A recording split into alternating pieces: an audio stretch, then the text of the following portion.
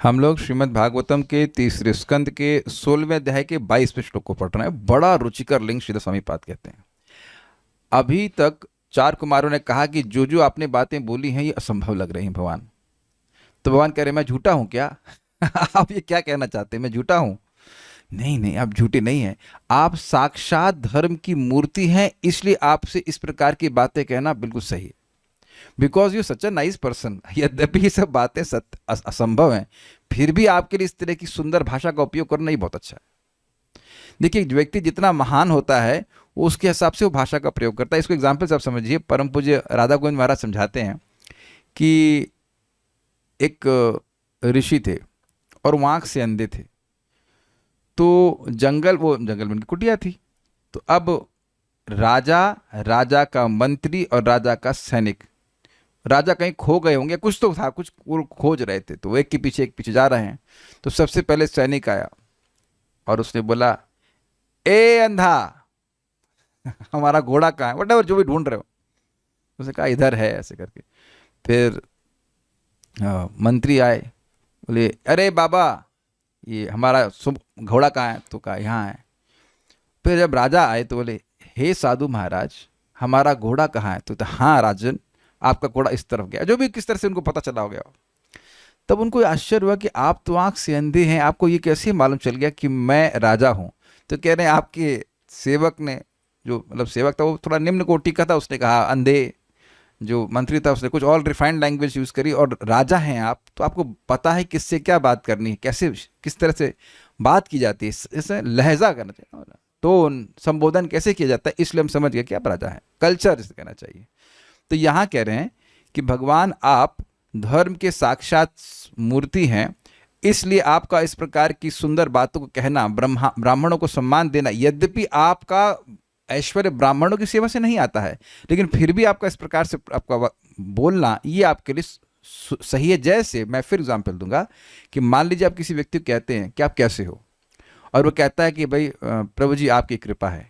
तो ये उसका शिष्टाचार है। यद्यपि हम कृपा कुछ नहीं कर रहे हैं, लेकिन आप ये समझ जाते हैं कि ये व्यक्ति बहुत शिष्टाचारी है और इसके मन में भावना है कि भक्तों की कृपा से, भगवान की कृपा से चल रहा है। या कोई कहे कि भगवान की कृपा चल रही है, ओके नहीं, सब I am a self made man, जो मैं कुछ कर रहा हूँ मैं जानता हूँ, मैं अपने सामर्थ्य से कर रहा हूँ। तो आप समझिए कि ये व्यक्ति शिष्टाचारी नहीं है, इसको धर्म का ज्ञान नहीं है। तो इस तरह से है।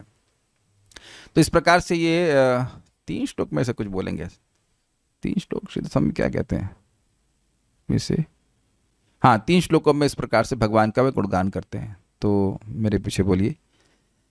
धर्मस्य ते भगवतस्त्रियुगत्रिभिः स्वै पद्भिश्चराचरमिदं द्विजदेवतार्थम्। धर्मस्य ते भगवतस्त्रियुगत्रिभिः स्वै पद्भिश्चराचरमिदं द्विजदेवतार्थम्। नूनं भृतं तदभिघाति रजस्तमश्च सत्त्वेन नो वरदया तनुवा निरस्य। नूनं भृतं तदभिघाति रजस्तमश्च सत्त्वेन नो वर्धया तनुवा निरस्य। देखिए, वर दया बोलेंगे तो कठिनाई आएगी।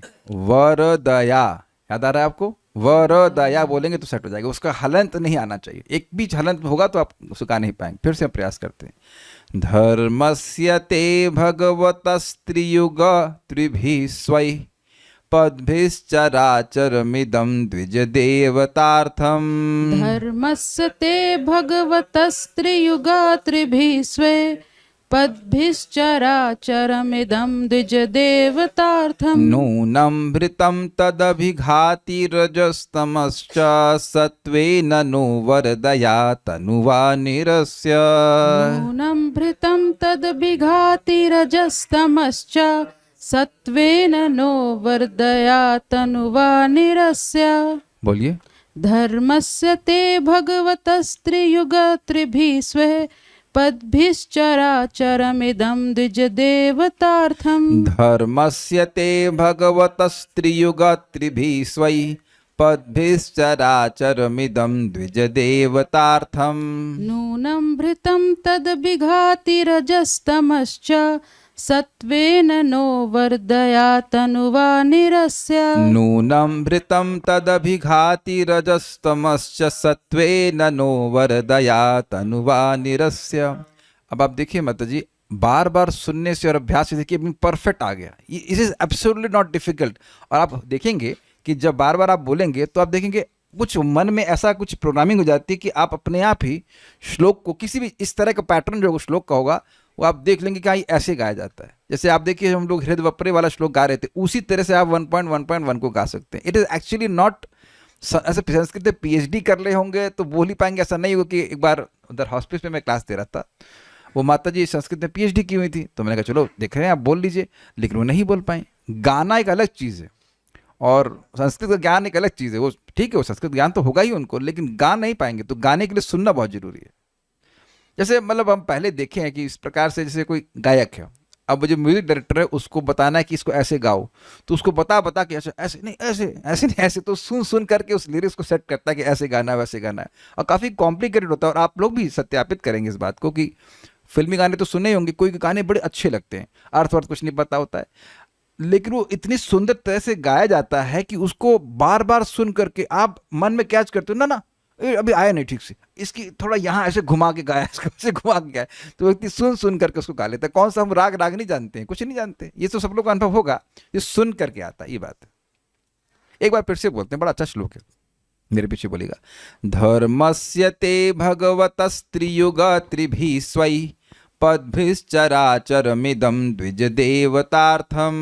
धर्मस्य ते भगवतस्त्रियुगा त्रिभिः स्वः पद्भिश्चराचरमिदं द्विजदेवतार्थम्। नूनं भृतं तदभिघाति रजस्तमश्च सत्त्वेन नो वर्धयात् अनुवा निरस्य।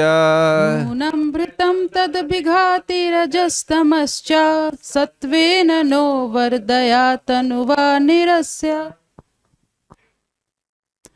हे प्रभु, कौन बोल रहे हैं ये प्रभु? चार कुमार बोल रहे हैं भगवान विष्णु को, आप साक्षात धर्म हैं, अतः आप तीनों युगों में अपने को प्रकट करते हैं और इस तरह इस ब्रह्मांड की रक्षा करते हैं जिसमें चर तथा अचर प्राणी रहते हैं। आप शुद्ध सत्व रूप तथा समस्त आशीषों को प्रदान करने वाली कृपा से देवताओं तथा द्विजों के रजो तथा तमो गुणों को भगा दें। मतलब हमारे भी, हमारे मतलब हम भी ब्राह्मण हैं, हमारे भी, इन दैन्यता में बोल रहे हैं। त्रियुग, हे तीनों युगों में प्रकट होने वाले। देखिए इसके दो अर्थ हैं, थोड़ा समझिएगा। युग का मतलब जोड़ा भी होता है। तो अब भगवान के 6 ऐश्वर्यों के 3 जोड़े बने कि नहीं? यश, सौंदर्य, बल, वैराग्य, ज्ञान और ऐश्वर्य। तो इनके आप 3 सेट बना सकते हैं, 2-2 के। तो त्रियुग मतलब जो इन 3 सेट वाले 6 ऐश्वर्यों से युक्त हैं, एक अर्थ। दूसरा जो 3 युग में प्रकट होते हैं, सतयुग, त्रेता, द्वापर और कली में। तो यहां पर यह इंगित किया जा रहा है कि भगवान कलयुग में प्रच्छन्न रूप से उत्पन्न होते हैं, उत्पन्न नहीं, क्षमा कीजिएगा, प्रकट होते हैं। भगवान का लीला अवतार कलयुग में नहीं आता है। तो आप कहेंगे चैतन्य महाप्रभु तो लीला कर रहे हैं, जी हाँ, लेकिन सबको नहीं पता है कि भगवान चैतन्य महाप्रभु अवतार के रूप में आए। देखिए जैसे भगवान श्री राम है, भगवान श्री कृष्ण है, तो प्रसिद्ध है जगत में कि ये भगवान के अवतार। आप और मैं जब भक्ति में नहीं थे तब भी पता था कि भगवान श्री कृष्ण भगवान श्री राम अवतार के रूप में आते हैं, कठिनाई नहीं है, तो प्रकट है। लेकिन भगवान के रूप में चैतन्य महाप्रभु नहीं आए, वो भक्त के रूप में आए, प्रच्छन्न होकर के आए। तो इसलिए हम भी इंगित हो रहा है, ये इंगित कर रहे हैं कि आप कलयुग में स्पष्टतः नहीं आते, मतलब लीला अवतार के रूप में नहीं आते। ओके। धर्मस्य, आप साक्षात धर्म स्वरूप हैं। भगवतः, भगवान, ते आपके, नह वरदया, हम लोगों को वर प्रदान करने वाले, सत्वेना, शुद्ध सत्य के तनुवा, दिव्य रूप के द्वारा। मतलब आपका ये जो रूप है ये शुद्ध सत्व का प्राकट्य है, और इसकी टेंडेंसी, इसका फंक्शन क्या है कि ये हमको वर ही देता है। अभी बड़ा मजेदार बात है, इस जगत में सारे स्वरूपों के सामने आने से क्या वर मिलता है अपने को? किसी पेड़ के सामने खड़े हो जाएंगे तो क्या वरदान मिलता है? ये बड़ा मजेदार बात है। भगवान का स्वरूप ही वर देने वाला है। देखिए, समझने का प्रयास कीजिए। जैसे सूर्य के सामने आने से तेज मिलता है कि नहीं। एक व्यक्ति इधर भी आ जाए, नहीं तो मैं सारी गर्दन इधर से तरफ रहेगी, कौन आएगा? तो इधर बैठ जाइए बस, कोई भी आप बैठ जाइए, उनको ठंड लगेगी, आपको ठंड लगेगी, यार ओके, हाँ तो बैठिए इधर, नहीं ऐसे ऐसे रहेगा मेरे को कॉन्स्टेंटली। ये बहुत मजेदार है कि एक शब्द इतना सुंदर, वर दया। आपका ये जो स्वरूप है शुद्ध सत्व का, ये हमको वर, हम लोगों ने सभी को केवल वर देने के लिए है। जैसे कोई सूर्य का एग्जाम्पल ले लीजिए। सूर्य का स्वरूप क्या है? सूर्य केवल और केवल तेज देता है, जो भी सामने आएगा उसको प्रकाश देता है कि नहीं? तो सूर्य का स्वरूप ही प्रकाश देने वाला है। This is very nice, this is very nice. मतलब जब भी कोई व्यक्ति भगवान के सामने आएगा उसको आशीर्वाद मिलेगा ही। This is very very nice. आप भगवान के सामने आए तो आशीर्वाद मिलना चालू हो जाएगा। भगवान के सामने आना ही आशीर्वाद, ऐसे कह लीजिए। देखिए, भगवान के विमुख होना ही व्यक्ति के लिए सबसे बड़ा दुर्भाग्य की सृष्टि करने वाला है। ये तो सबसे सिंपल सी बात है। सारे दुर्भाग्य की सृष्टि भगवान से विमुख होना ही है। जैसे बताया जाता है कि मंदिर में जैसे कोई व्यक्ति प्रवेश किया तो दर्शन मात्र से भगवान, दर्शन छोड़ दिए, प्रवेश मात्र से वो मुक्त हो जाता है और दर्शन करने मात्र से मुक्त हो जाता है। इस बात को 3.33.6 में देखिएगा, वहां पे लिखा हुआ है कि आपका नाम लेने से व्यक्ति सवन यज्ञ करने के योग्य हो जाता है, तो फिर आपका दर्शन करे तो कहना ही क्या, यानी विग्रह का दर्शन करे, क्योंकि भगवान को ऐसे तो साक्षात नहीं देख सकते। This is very nice. अच्छा, और कौन सा स्वरूप इस प्रकार के? तुलसी जी को दृष्टवा स्पृष्टवा तथा ध्याता पूजिता नमिता सुता, ऐसे करके श्लोक है। 9 प्रकार से तुलसी जी की सेवा करता है। केवल देखने मात्र से व्यक्ति वैकुंठ जाने के लिए योग्य हो जाता है। This is amazing. और हम लोग आगे भी सुन चुके हैं प्रथम स्कंद में, इति मंत्राभिधानेन यज्ञ मूर्ति मंत्र मूर्तिम अमूर्तिकम यजेत यज्ञ पुरुषम स सम्यक दर्शन पुमान। जो इस वैष्णव मंत्र से, यानी किसी भी वैष्णव मंत्र से भगवान विष्णु की आराधना करता है तो वह व्यक्ति सम्यक रूप से भगवान को देखने में समर्थ हो जाता है। एक, और दूसरा क्या अर्थ है? उस व्यक्ति का दर्शन व्यक्ति पवित्र करने वाला है। दर्शन पवित्र करो यही तुम्हारा गुण, ये भी आपने देख लिया। तो कुछ ऐसे स्वरूप होते हैं जो वरदान ही देने के लिए होते हैं। यह भी कहा गया है कि जो भगवान से विमुख है वह उसका चेहरा भी नहीं देखना चाहिए। क्यों? क्योंकि व्यक्ति के पुण्य वह खींच लेता है। तो ऐसे भी कुछ होते हैं। अब ठीक है, आंख पर बंद करके तो नहीं जा सकते हैं, लेकिन लिखा ऐसा कि जो भगवान का भक्त नहीं, उसको देखा तो आप गंगा जी में कपड़े के साथ स्नान कीजिए। अब ये तो कठिनाई है, स्प्रे ले किस किस किस या हरे कृष्णा बोलते रहिए तो ये कठिनाई हो जाएगी। लेकिन मैं समझाने का प्रयास कर रहा हूं बात की भगवान की जो वो स्वरूप है वो शुद्ध सत्व का है और वरदान देने के लिए। बहुत अच्छा हमको लगा था ये शब्द। इस दिव्य स्वरूप के द्वारा तद अभिघाती, तद मतलब उन, तत् प्लस अभिघाती, ये क्लियर हो रहा है आपको? तत् प्लस अभिघाती को ज्वाइन कर देंगे, हो जाएगा तद अभिघाती संधि से। तत् का मतलब होता है उनका, वह उन धर्म पदों को नष्ट करने वाला है, करने वाले रजस तमस्य निरस्य, रजस तमस्य निरस्य, रजो और तमोगुण को निरस्त करके। अरे अब ये समझ में नहीं आ रहा कोई बात क्या हो रही। देखिए, धर्म के 4 पैर हैं। क्या हैं? सत्य, दया, तपस्या और शौच। ठीक है, तो इनको रजगुण और तमोगुण नष्ट करने वाला होता है। उनके उस, मान लो जैसे भाई आपने सुना था ना, वो धर्म मूर्तिमान रूप में किस रूप में थे? बैल के रूप में थे। तो 3 टांगे उनकी कट गई थी, खत्म हो गई थी। तो धर्म के जो पद हैं, जो चरण, जिस पे धर्म खड़ा रहता है, उसको अभिघात करने वाला, उस पे प्रहार करने वाले क्या है? रजगुण और तमोगुण। कुछ भाषा समझ पा रहे हैं? तद का मतलब है कि वो जो 4 चरण हैं भगवान धर्म के, उनके ऊपर अभिघात करने वाला है। जो रजोगुण और तमोगुण है, इसके जो लोग रजोगुणी तमोगुणी हैं वह धर्म को नहीं संपादित कर सकते। देखिए इसका कारण क्या है भाई। सतोगुण में तो समझ में आता है कि क्या धर्म है और संपादित कर पाता है। रजोगुण में कंफ्यूजन रहता है कि धर्म है क्या, मतलब धर्म और अधर्म में वो भेद नहीं देख पाते। वो तो कभी धर्म हो जाएगा, कभी अधर्म हो जाएगा, तो उस तरह से डिस्टर्बेंस होता है। और तमोगुण में जो अधर्म है, अधर्मम धर्मम मन्यते तमसावृता करके श्लोक गीता में आता है कि जो अधर्म है उसी को धर्म मानना, तो वहां तो धर्म खत्म ही हो गया। Does it make sense? तो ये दोनों ही रजोगुण और तमोगुण धर्म को नष्ट करने वाले हैं, यह सबको क्लियर हो गया यहाँ पे। Very good. तो इस रजोगुण तमोगुण को भगवान अपने शुद्ध सत्व से नष्ट करने वाले। भाई इसमें कौन सी कठिनाई है? भगवान का नाम शुद्ध सत्व का प्राकट्य है। तो हमारे जीवन में जब नाम जप होने लग जाता है, हम लोग करने लग जाते हैं, तो क्या आप देख रहे हैं कि धार्मिक मति का निर्माण हो गया है? धर्म में प्रवृत्त होने की प्रवृत्ति आ गई है कि नहीं आ गई? धर्म संपादित करने के लिए उत्साहित है कि नहीं? मेरे ख्याल से सभी भक्तों ने रामनवमी का व्रत किया होगा, अन्न नहीं खाया होगा, तो काहे नहीं खाए? वजन कम करने के लिए, क्या आप समझ रहे हैं कि ये उसका एक उद्देश्य था कि धर्म में प्रवृत्त होना। ये अपने जीवन में आप देखिए, ऐसे नहीं बोला जा रहा है बस, नाम और नामी में कोई भेद नहीं है। तो भगवान अपने मंत्र को नाम के रूप में प्रकट कर रहे हैं, तो वह नाम जब आप उच्चारित करने लग जाते हो, तो क्या रजोगुण तमोगुण का निरस्तीकरण कुछ भी अपने हृदय में नहीं अनुभव करते हैं? कभी सपना आया कि आप सुबह नहीं उठ पाए हैं? Sometimes it can come and it is very painful, कि हम 9 बज गया है, 10 बज गया है, जब करने के लिए बैठे, कोई आके डिस्टर्ब कर रहा है, जब नहीं हो पा रहा है, तो अब फिर सुबह उठा रहे 4 बज गया तो आप देख रहे हैं कि रोज सुबह उठने की जो प्लानिंग है, या प्रवृत्ति, प्लानिंग नहीं कहूँगा, प्रवृत्ति इंक्लिनेशन है, ये पहले तो नहीं थी। तो ये सतोगुण की वृद्धि कैसे हो रही है? भगवान के संपर्क से। और भगवान कैसे हैं? शुद्ध सत्व के प्राकट्य है, हरि नाम है, भगवान का विग्रह है। इस प्रकार से सेवा करने से हमारे चित्त में रजोगुण तमोगुण का निरस्तीकरण, समझ रहे हैं, वैंक्विश्ड, वो नष्ट होता है। तो जब रजोगुण तमोगुण नष्ट होता है तो व्यक्ति धर्म का संपादन कर पाता है, क्योंकि रजोगुण तमोगुण धर्म के जो चरण है उन पर वो आघात करने वाला है।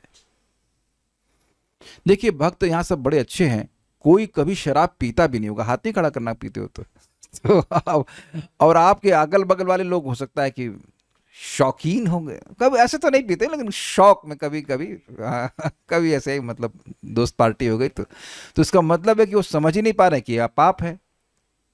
तो रजोगुण तमोगुण की वजह से हो रहा है। Is it all okay there? ठीक है। तो इनको निरस्त करके स्वई त्रिभी पद भी अपने 3 पद अर्थात तप, शौच और दया आदि के द्वारा, अभी पूरा पढ़ता हूं फिर समझाऊंगा। द्विज देवतार्थम, ब्राह्मणों और देवताओं के लिए, इदम, इस, चराचर जगत को नूनम भृता, पालित करिए। ये बड़ा मजेदार है। क्या बोलना चाहते हैं?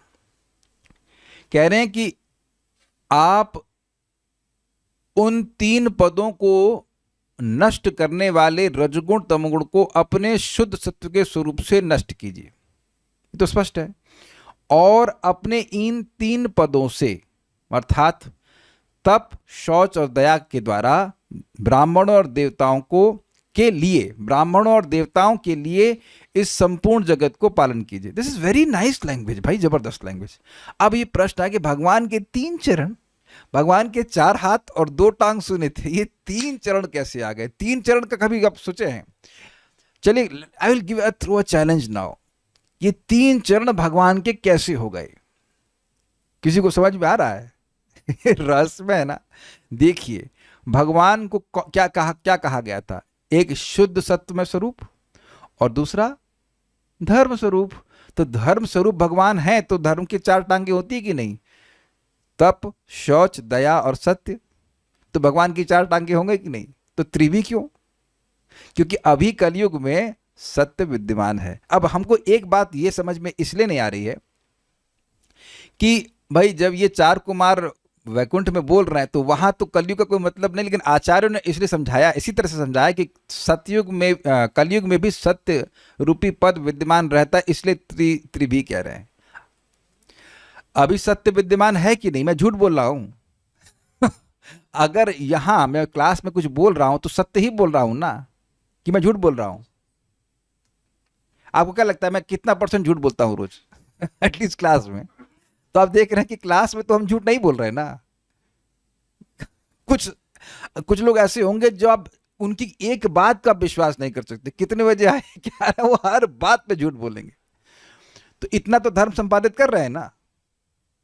जैसे मैं मान लीजिए मैं कहूं कि मैंने कभी शराब नहीं पी, हमने एक बार पी है बचपन में, जब आपको ब्रांडी पिलाई गई थी, एक कप, झूठ बोल रहा है, कप मेरी उम्र के बराबर हो नहीं, कप सिर्फ नहीं, एक्चुअली ब्रांडी पिलाई गई थी, वो एक चम्मच में हमें तुरंत थूक दिया था। उसको आप नहीं कहिएगा कि हम शराब पिए, ऐसे कभी नहीं पिए। तो हम इस मामले में झूठ नहीं बोल रहे, बिल्कुल नहीं। तो अब आप देख रहे हैं कि आप सभी लोग कुछ सत्य का अवलंबन कर रहे हैं कि नहीं। बाकी तो आप लोग तपस्या शौच का भी कर रहे हैं, लेकिन सत्य को पकड़े हुए कि नहीं। भाई 16 माला कर रहे हैं तो कौन जानता है? आप जानते हैं, परमात्मा जानता है, कर रहे हैं। तो आप देख रहे हैं कि सत्य अभी भी वर्तमान है, इसलिए यहाँ त्रिविका है। लेकिन हम पूरी तरह से कन्विंस इसलिए नहीं है क्योंकि चार कुमार तो कलयुग के प्राणी है नहीं ना, वो कलयुग में बोल रहे हैं, वो बोल रहे हैं भगवान विष्णु को वैकुंठ लोक में। अब ये रहस्य मुझे नहीं समझ में आया, लेकिन आचार्यों ने ऐसा समझाया है कि सत्य विद्यमान रहता है कुछ हद तक कलयुग में, और अंत में वो भी नष्ट हो जाता है। इसलिए कह रहे हैं कि आप 3 पदों के द्वारा द्विजदेवतार्थम, ब्राह्मणों के लिए और देवताओं के लिए इस पूरे जगत को पालन करिए। ये सेक्शन समझिए, बड़ा मजेदार है। ब्राह्मणों और देवताओं के लिए जगत का पालन कीजिए। और चर और अचर का मतलब क्या हो गया? जितने गाय हैं, बैल हैं, या जो कुछ भी हैं, और पहाड़ हैं, नदियां हैं, वो किसके लिए हैं? ब्राह्मणों के लिए और देवताओं के लिए। This is very interesting. अब यह प्रश्न क्या बाकी लोगों के लिए नहीं है? देखिए, बाकी लोग उसको करने क्या वाले हैं? वेरी नाइस, उसको भोग करने वाले। तो ये जगत उस तरह से यूज करने के लिए नहीं है। ब्राह्मण है और देवता है, तो उसको मान लो फॉर एग्जाम्पल एक फल दिया किसी ने, तो क्या करेगा? भगवान को समर्पण करेगा। को अब देखिए, यहां देवता का अर्थ या ब्राह्मण का अर्थ यह नहीं है कि आपका टाइटल में क्या लगा हुआ है, चाहे वो गुप्ता हो, चाहे वो पांडे हो, और चाहे सिन्हा हो, चाहे श्रीवास्तव हो, चाहे कोई भी हो, वो देवता है अगर भगवान का भक्त है। कोई प्रमाण? विष्णु भक्त स्मृत दैव आसुरस्तद विपर्य। विष्णु भक्त ही देवता हैं, और उसके जो अपोजिट चलने वाले हैं वो सब असुर हैं। भगवान ने असुरों की, दैवी और असुर वर्णों के बारे में बताया गया था। तो अगर आपको याद हो तो 17वां अध्याय ना, 17वां नहीं 16 है, शायद 16 14 है, दैवी और असुर विभाग भगवान ने गीता में बताया है। तो उसमें भगवान ने पहले श्लोक में जो बताया है उसमें दैवी गुणों का वर्णन है, और उसमें चारों वर्ण आ गए थे। 16 ना, हाँ। तो उसमें ब्राह्मण के, क्षत्रिय के, वैश्य के और शूद्र के वो सारे गुण आ गए जो उनको दिव्य बनाते हैं। इसलिए देवता का अर्थ केवल ये नहीं सोचना चाहिए कि वह जो मतलब इंद्र आदि देवता, नहीं, वो नहीं। जो भी भगवान विष्णु की भक्ति कर रहे हैं वो सभी देवता, उनके लिए इस जगत का पालन कीजिए। आप ये बताओ, सरकार पालन कर रही कि नहीं गुंडों के लिए? क्या कभी सरकार से कहा जाता है कि मान लीजिए सरकार का कोई व्यक्ति प्रत्याशी हो, मतलब, तो कहे कि हम आतंकवादियों का पालन करेंगे, तो आतंकवादियों का पालन करने के लिए सरकार चलाई जाती है। तो अब आप लोग को स्पष्ट समझा रहा है कि जो अच्छे नागरिक हैं उनका अच्छे से पालन किया जाता है, उसके लिए सरकार चलाती है।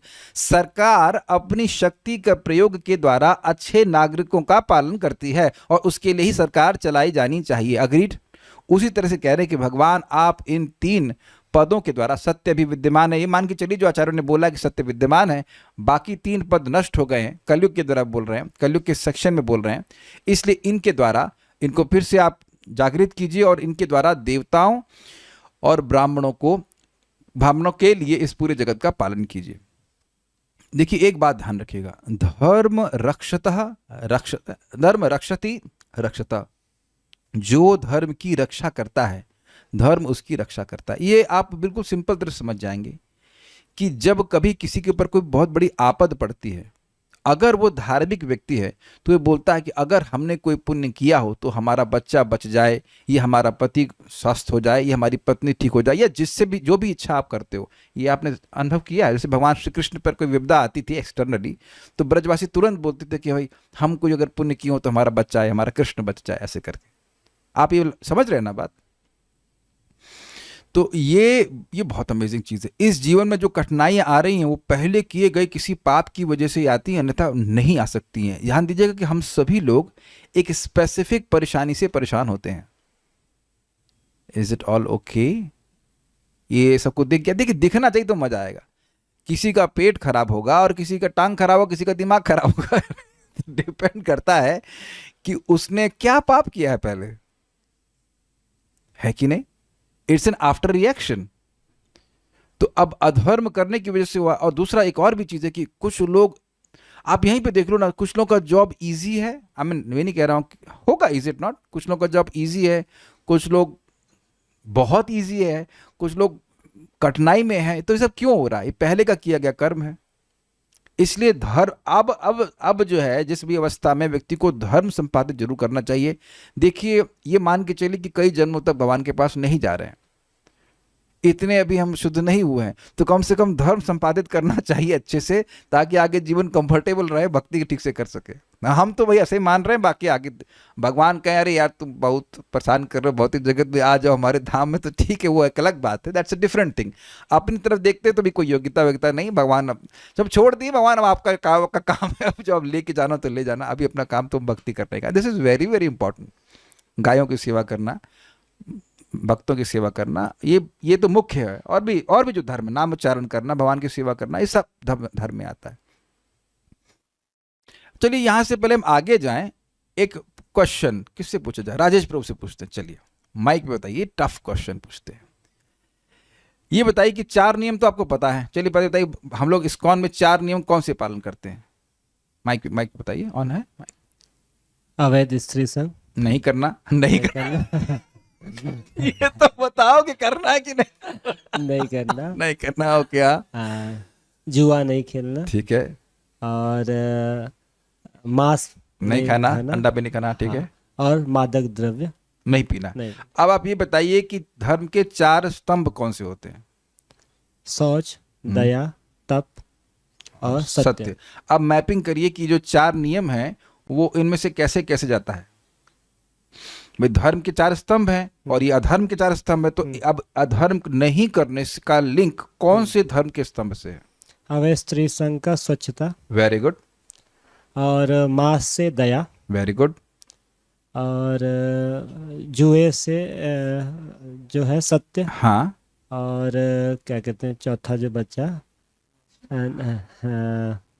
नशा, हाँ। मादक द्रव्य, उसका जो है तपस्या। Very good. तो ये समझ में आ गया लिंक। तो अब हम फिर आपको याद दिलाना चाहते हैं, कोई बातें हम भूल जाते हैं बहुत बार, कि ये चारों धर्म के स्तंभ कौन से युग में पूर्णतः विद्यमान थे? सतयुग में।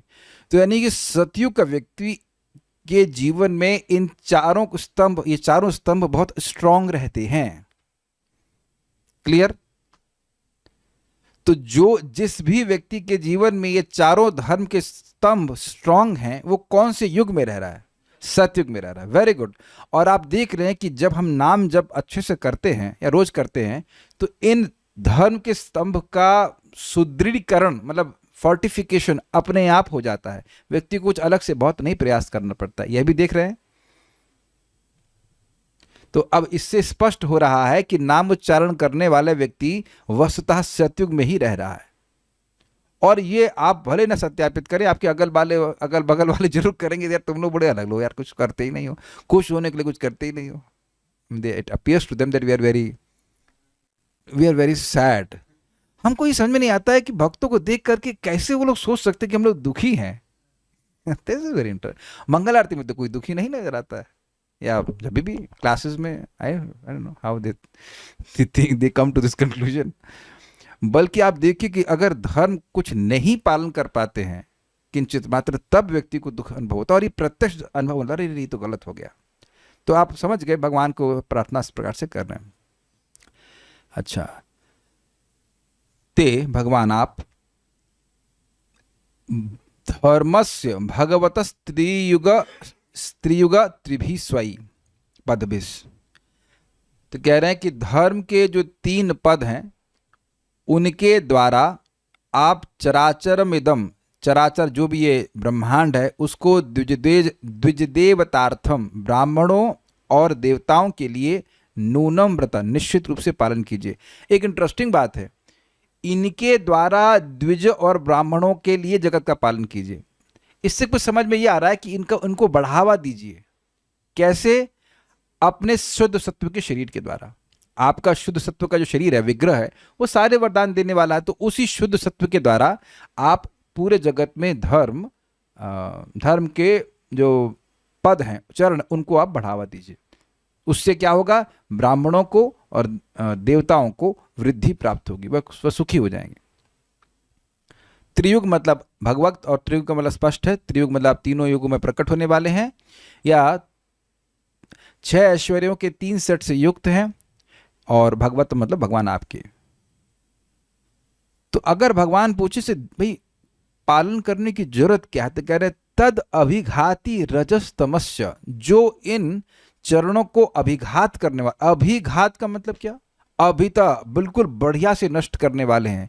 रजोगुण तमोगुण धर्म के पद को नष्ट करने वाले हैं, ऐसे उनको आप निरस्य, उनको नष्ट कीजिए। तो मैं कैसे नष्ट करूंगा? तो कह रहे सत्वेन नः वरदया तनुवा, सत्य के द्वारा, अपने शुद्ध सत्य के तनु के द्वारा, यानी कि शरीर के द्वारा, जो नह वरदया, हम सभी को वरदान देने वाला है। मुझे लगता है कि अन्वय में नह शब्द छूट गया क्या? इट सीम्स कि नह शब्द छूट गया।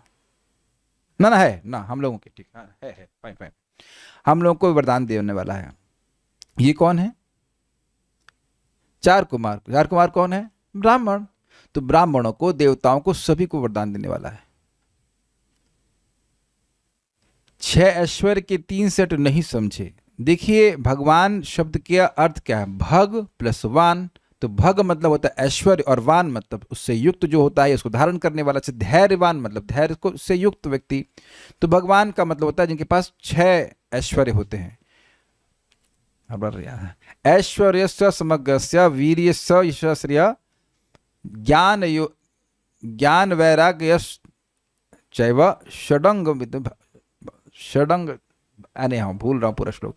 एनी हाउ, यश, पूर्ण बल, पूर्ण ज्ञान, पूर्ण वैराग्य, पूर्ण सौंदर्य और पूर्ण ऐश्वर्य, ये 6 ऐश्वर्य भगवान के पास हैं अनलिमिटेड मात्रा में। तो 6 को अगर आप डिवाइड करेंगे तो 2 से तो 3 आएगा कि नहीं? 2 के सेट बनाने पड़ेंगे ना। तो अब इतना, जिसने प्रश्न किया कुछ मैथमेटिक्स पढ़ी है कि नहीं पढ़ी है? तो 6 को डिवाइड कर दे 2 से तो 3 आ जाएगा कि नहीं? 3 हो जाएगा। त्रियुग, युग मतलब 2 के सेट होते हैं। युगल सरकार कहते हैं। युगल सरकार का मतलब क्या? श्री राधा कृष्ण 2 है ना वहां पे, तो इसलिए युग मतलब 2 लोग साथ में।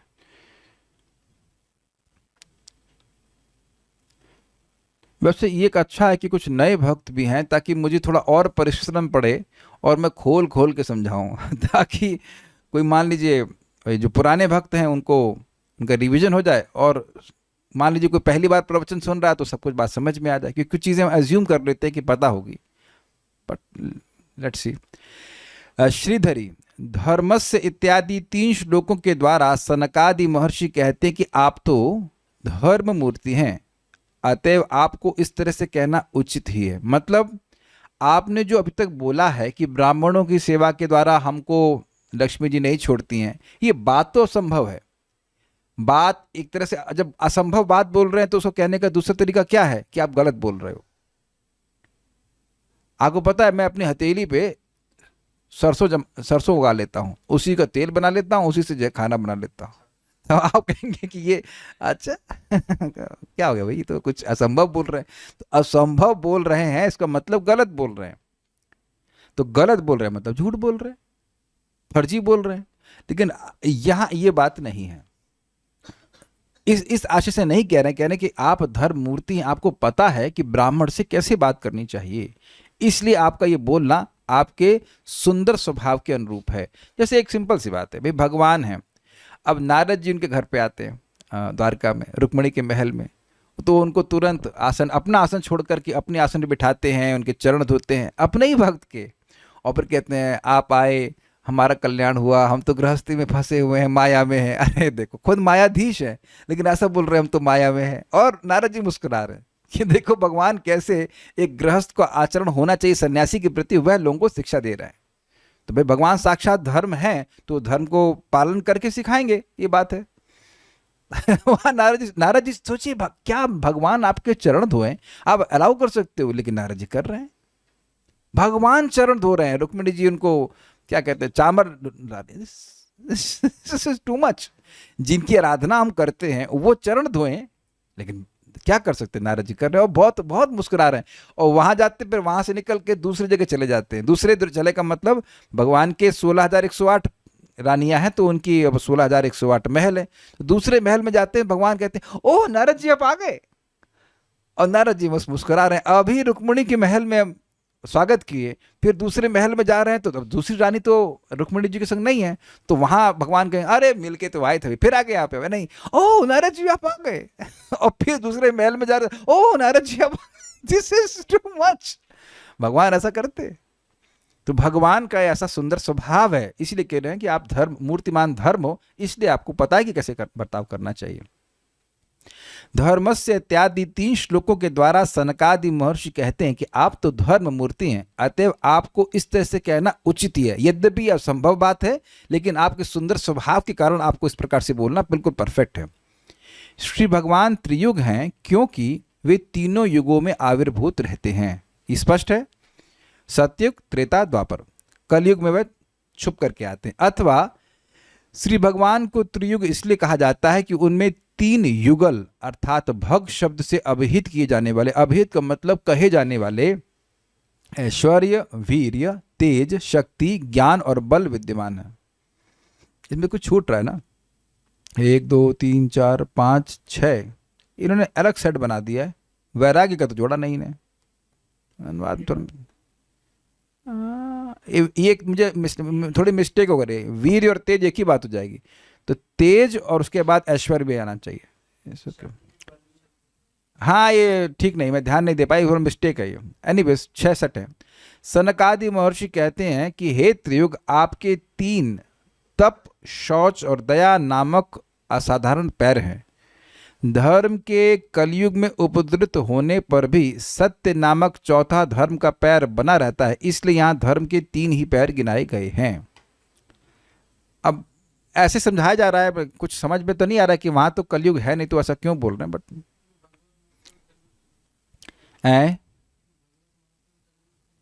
भागवत महापुराण कलयुग के लिए लिखा हुआ है, नहीं उससे कोई मतलब नहीं प्रभु जी।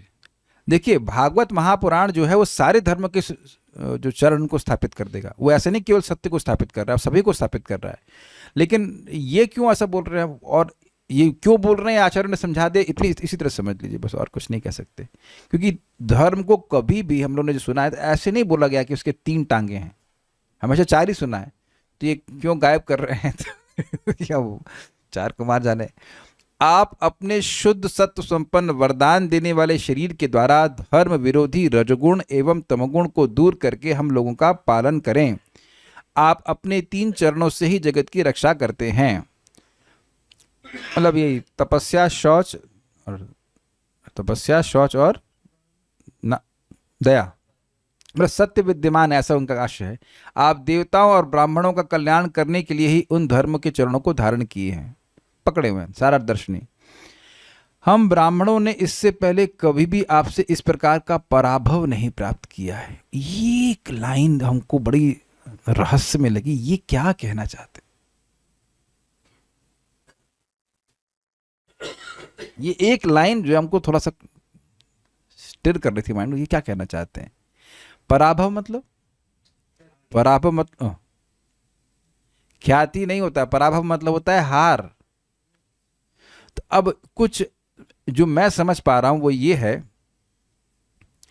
कि कोई व्यक्ति बहुत महान हो, कोई क्या, कोई की बात नहीं, भगवान तो सबसे महान है, उनके पार्षद भी उसी प्रकार से महान है, वो गुणातीत अवस्था में स्थित हैं, भगवान की सेवा में लगे हुए हैं। इन ब्राह्मणों ने उनके ही पार्षदों का अपमान किया और भगवान इनका गुणगान कर रहे हैं, तो क्या ऐसे में व्यक्ति लज्जित नहीं हो जाएगा? आप कोई अच्छा कार्य करें और उसके बाद कोई व्यक्ति पब्लिक में बोले कि आपने अच्छा कार्य किया, तो चलो व्यक्ति स्वीकार भी कर ले।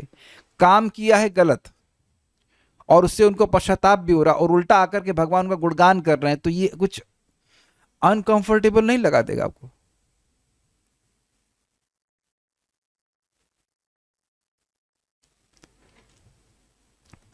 मान लो कोई पत्नी है, अब वो खाना बना दे, उस दिन नमक तेज हो, मिर्ची तेज, सब कुछ हो, और पति बोलने लग जाए अरे मैं तो धन्य हो गया, ऐसी पत्नी तो विश्व में किसी को नहीं मिल सकती है और गुणगान कर ले, तो वह भी लज्जित होगी, और इतना खराब खाना बनाया है और उसके बाद ये गुणगान कर रहे हैं, लगता है ये मजाक कर रहे हैं, ये हमको मतलब हमारा अपमान कर रहे हैं। अपमान नहीं, इन्हें लज्जित तो होगा ना, व्यक्ति लज्जित होगा। जैसे एक माता जी बता रही थी कि बहुत युवावस्था में थी, शादी वगैरह नहीं हुई थी, तो उनके पिताजी उनसे बहुत प्रेम करते थे, तो वो कुछ हलवा बनाई, कुछ तो बनाई, या रोटी कुछ तो बनाई, समथिंग शी मेड, उसमें मीठा डालना भूल गई।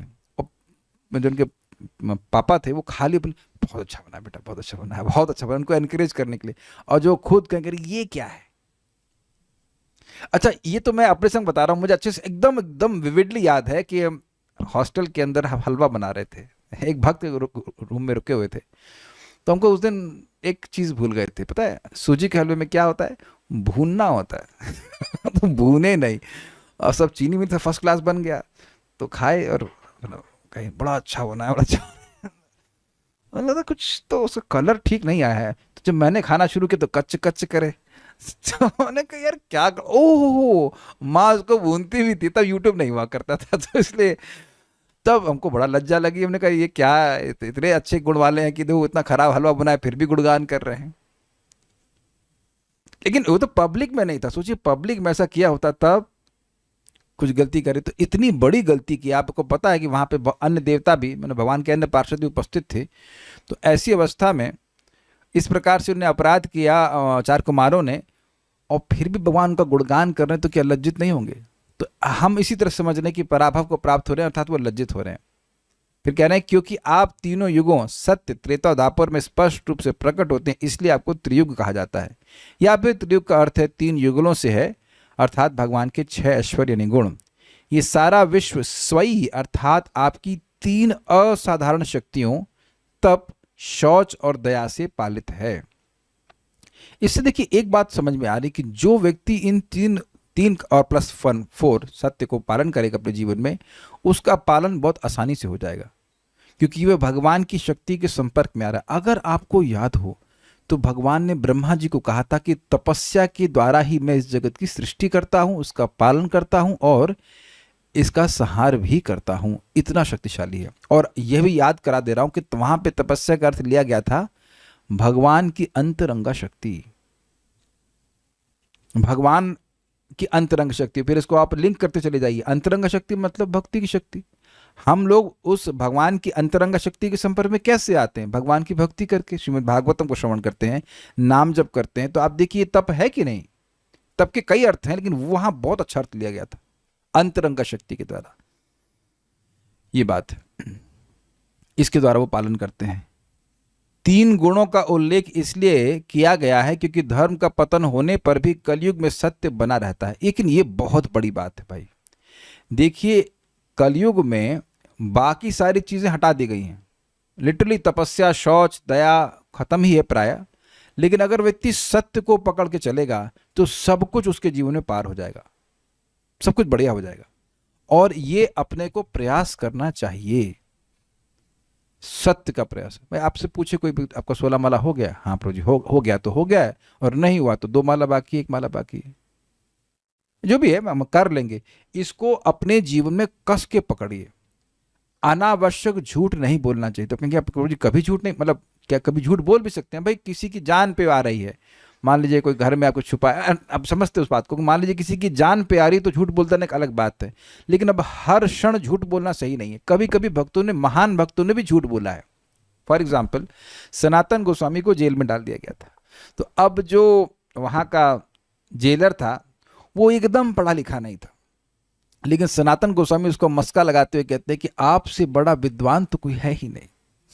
वो पढ़ा लिखा ही नहीं था, आप तो सब धर्म के ज्ञाता हो, और देखो आप मुझे अगर छोड़ दोगे तो मैं मक्का चला जाऊंगा। तो मक्का गए क्या सनातन गोस्वामी? क्या वो पढ़ा लिखा था? नहीं था। लेकिन वहां उसका प्रयोग किस लिए किया गया? ताकि श्रीमन चैतन्य महाप्रभु का आश्रय लिया प्राप्त हो जाए। तो वो एक विशेष प्रयोग था। लेकिन ऐसा नहीं कि भक्तों के बीच में आए दिन झूठी बोलता रहा व्यक्ति, उससे मन अच्छा नहीं रहता। वो मूल चीज है, एक सत्य को पकड़ के व्यक्ति को चलना चाहिए। Make sense? This is very, ये खाली सुनने वाली बात नहीं, बहुत इंपॉर्टेंट है। सत्य बोलना बहुत जरूरी है। देखिए मैं फिर रिपीट कर रहा हूं, भौतिकतावादी लोगों के बीच में रहते हैं तो हमेशा हर चीज आप डिस्क्लोज नहीं कर सकते, तो ना करना ही चाहिए। बेस्ट है कि इंटरेक्शन कम रखिए ताकि झूठ बोलना ही ना पड़े, है कि नहीं? इंटरेक्शन कम रखेंगे तो झूठ बोलना ही नहीं पड़ेगा। और क्या आप इस बात को स्वीकार करते हैं कि जिन लोगों के जीवन में सत्य है उनसे डील करना आसान होता है? हाँ, सॉर्टेड ना। एक बात बोलते हैं कि the good thing about speaking truth is that you don't have to remember what you told last time. ये बहुत बढ़िया है। सत्य बोलने में ये फायदा है कि आपको याद नहीं रखना होता कि आपने पिछली बार क्या बोला। ये है भाई, ये है। आप ये देखिए, इसका अभ्यास करने से मन एकदम हल्का होता है। लेकिन देखिए, इसका मतलब यह नहीं कि हम लोगों से कड़वा बोले। मान लीजिए कोई व्यक्ति ठीक आचरण नहीं कर रहा है और अगर हम उसके टीचर नहीं है तो चुप रहना बेहतर है। वहां पे सत्य मत बोलिए कि आप खराब आचरण करने वाले हो, भैया जो कर रहा है वो करने दीजिए उसको, है कि नहीं? क्लियर? ये बहुत अच्छा है, ये हमको बहुत अच्छा लगता है। And it's very easy. सत्य बोलने में कोई नुकसान नहीं होता है और ना ही सत्य बोलने में आपको कोई खर्चा होता है। इसको करके देखिएगा, अच्छा होगा, इट विल बी गुड। हाँ, एक भक्त ने कोट किया, सत्यम प्रियम हितम चयत। व्यक्ति को सत्य बोलना चाहिए, वाणी की तपस्या है। सत्य बोलना चाहिए, प्रिय बोलना चाहिए, हितकरी बोलना चाहिए। जैसे अभी मैंने बोला कि इस लाइन को मैं इस तरह से समझ रहा हूं, हो सकता है कि मेरी अंडरस्टैंडिंग में कुछ त्रुटि हो और उससे और सुपीरियर कोई अंडरस्टैंडिंग हो। अब मेरे पास इन टीकाओं को समझने के लिए कोई टीचर तो है नहीं, कोई समझा रहा हो, तो जितना समझ में आ रहा होता हम बता दे रहे हैं। अब इसमें ऑब्वियसली मैं सत्य ही बोल रहा हूँ क्योंकि मुझे इतना समझ में आ रहा है, और अगर कुछ होगा अंडरस्टैंडिंग तो भगवान समझा देंगे, उसको हम रिफाइन कर सकते हैं, लाइक दैट। इसीलिए कभी कोई आध्यात्मिक प्रश्न आपसे कोई करे तो कभी ये नहीं पता हो तो नहीं बोलिएगा। नहीं पता तो मत बोलिए, ये बोल दिए हमको नहीं पता है। जैसे भी आज सुबह ही लोग राग मार्ग के बारे में बहुत पूछ रहे, तो हमने बोल दिया भाई हम राग मार्ग में है ही नहीं, तो इतना डिटेल में आप क्या पूछ रहे हो? तो अगर कोई आपको राग मार्ग में भक्ति करनी है, इंजेक्शन लगवाना है, तो किसी और शुद्ध भक्त के पास चले जाइए। What I can do about it is not. एक भक्त को हम समझा रहे थे, वो इंग्लैंड में है, बहुत सिंसियर माता जी हैं, तो वहाँ के विदेशी लोगों को प्रीचिंग कर रही हैं। तुमने उनको बोला कि आप उन जब के लिए जब करवाती हैं, जब बुलवाती, नहीं नहीं वो हमको डर लगता है कि छोड़ के चले जाएंगे, और उनको गीता सुनने में रुचि। तो हमने कहा फिर गीता सुन क्यों रहे हैं, क्यों सुन रहे हैं? उनको समझ में आया माता जी को। हमने कहा कि भाई देखिए, गीता का प्रयोजन है कि व्यक्ति नाम जप करे। जब तक नाम जप नहीं करेगा वो गीता के किसी स्टैंडर्ड को फॉलो नहीं कर सकता, कुछ नहीं कर पाएगा वो। हम लोग को पहले दिन से गीता ही नहीं पढ़ाना शुरू कर दिया था, तो आप देखो पढ़ाया कुछ गीता भी था, लेकिन फिर उसके बाद जप कराना शुरू कर दिया फर्स्ट डे से, तो धीरे धीरे करके व्यक्ति उसको कर पाता है। इससे पहले आगे जाए, एक बड़ी मजेदार बात बता रहे। आज एक भक्त हमें दिख रहे हैं, तो ये गृहस्थी में उनका बच्चा हो गया, बच्चे का नाम है अभिधेय। वाह क्या नाम है। तो मैंने कहा क्या भजन चल रहा है, मेरी सहायता करते हैं। तो मैंने कहा भजन हो रहा, कह रहे नहीं प्रभु जी, जब से अभिधेय हुआ है हमारा अभिधेय डिस्टर्ब हो गया। I was so happy. आप कहेंगे ये क्यों हैप्पी? क्योंकि इस व्यक्ति को अभिधेय शब्द का अर्थ पता है। अभिधेय मतलब साधन, और यह भी पता है कि अभिधेय जो है वो भक्ति है। मैं तो भाई अपनी रो रहे हैं, अपनी प्रॉब्लम बोल रहे हैं, लेकिन रोते रोते भी भक्ति का तत्व बता रहे हैं। कुछ समझा आपने, कैच किया? जब से अभिधेय हुआ है हमारा अभिधेय डिस्टर्ब हो गया। अभिधेय मतलब साधन भजन। दिस इज अमेजिंग, ये बहुत बड़ी बात है। ये दुनिया में लोगों को पता नहीं कि अभिधेय का मतलब क्या होता है, और वो अभिधेय भगवान की प्राप्ति के लिए वो भक्ति है। इसलिए महाराज बड़ा अच्छा बात बोलते हैं कि साधु को पीटेगा साधु पीटेगा अभी तो अच्छा बोलेगा, यू नो, मतलब गाल नहीं बोलते, साधु अगर गाली भी देगा तो भगवान की बात बोलेगा। Like that. तो खैर एनीवेज, हम वापस आ रहे हैं इस पॉइंट पे, सत्य बोलने की बात। सत्य बोलना चाहिए, सत्य बोलना चाहिए। और बहुत अच्छा भक्त ने बोला, सत्य बोलिए, प्रिय बोलिए और हितकारी बोलिए। मन में हित कामना होनी चाहिए। आप देवताओं और ब्राह्मणों के लिए इस सृष्टि की रक्षा करते हैं, ये स्पष्ट हो गया था ना, आतंकवादियों के लिए नहीं। अपनी, इसीलिए भगवान आतंकवादियों को आके मार देते हैं। आतंकवादी मतलब जितने भी राक्षस असुर हैं उनको आके मार देते हैं जब वो परेशान करते हैं। अपनी उस श्रीमूर्ति के द्वारा जो हमें वरदान देने वाली है, आप सत्वगुण के प्रभाव से, सत्व मतलब शुद्ध सत्व के गुण प्रभाव से, तपस्या, शुद्धता और दया को बाधित करने वाले रजगुण और तमगुण को नाश कर देते हैं। इससे एक और बात समझ में आती है कि जो इन धर्म के सिद्धांतों को पालन करेगा उसके जीवन में क्या बढ़ेगा? सत्वगुण बढ़ने लग जाएगा। सत्वगुण बढ़ेगा तो इन धर्म के नियमों का पालन करने में प्रवृत्ति कैसे होगी? और बढ़ती चली जाएगी। ये सिंपल सा सिस्टम है। अगर कोई व्यक्ति सुबह उठना का प्रयास करेगा, नाम जब करने लग जाएगा, तो उसकी प्रवृत्ति वैसी ही बन जाएगी। और कहीं हम सोते ही रहेंगे तो सोते ही रहेगा। चीजें सालों में चेंज नहीं होती हैं, चीजें आज से चेंज होती हैं। समझे? मैं कहूं कि बस 2-3 साल में मैं सुबह उठना शुरू कर दूंगा, तो जीवन में कभी नहीं उठने वाले, कल से सुबह उठना शुरू करना पड़ेगा। अगर चैंटिंग अच्छी करनी है तो कल से करनी होगी, मतलब आज जब आपने माला पकड़ी तब से शुरू करना पड़ेगा। This is very nice. और फिर वो आपको इसलिए का फीडबैक वो आपको फिर से और प्रवृत्त करता है उसी तरह से कार्य करने के लिए। तात्पर्य, इस श्लोक में भगवान को त्रियुग अर्थात सत्य, द्वापर तथा त्रेता इन तीनों युगों में प्रकट होने वाला कहा गया है। चतुर्थ युग अर्थात अथवा कलयुग में उनके प्रकट होने का यहाँ उल्लेख नहीं हुआ। वैदिक वांग्मय में वर्णन हुआ है कि वे कलयुग में छन्न अर्थात छुपे हुए अवतार के रूप में आते हैं, किंतु प्रकट अवतार के रूप में नहीं आते। किंतु अन्य युगों में भगवान प्रकट अवतार होते हैं, इसलिए उन्हें त्रियुग कहकर संबोधित किया गया है। श्रीधर स्वामी ने त्रियुग का वर्णन इस प्रकार किया है। युग का अर्थ है जोड़ा तथा त्रि का अर्थ है तीन। भगवान अपने 6 ऐश्वर्यों के द्वारा 3 जोड़ों या ऐश्वर्य के 3 जोड़ों के रूप में प्रकट होते हैं। अब तो स्पष्ट समझ में आ गया। इस तरह उन्हें त्रियुग के रूप में संबोधित किया जा सकता है। भगवान धार्मिक सिद्धांतों के साक्षात रूप हैं।